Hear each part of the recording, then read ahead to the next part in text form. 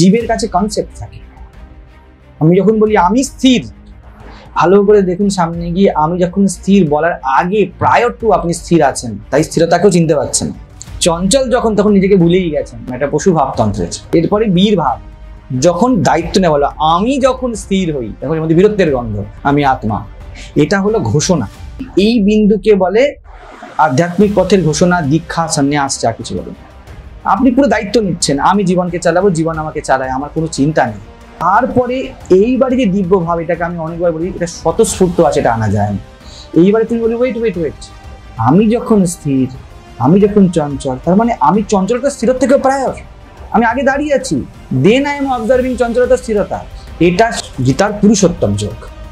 আমি না প্রকৃতি না পুরুষ, এটা সাক্ষিত্ব, এটা দিব্য ভাব। এই দিব্য ভাবে আর কিছু দরকার নেই। তখন এটা আলোচনা করেছিল কৌলাচার বলে, ঠিক আছে।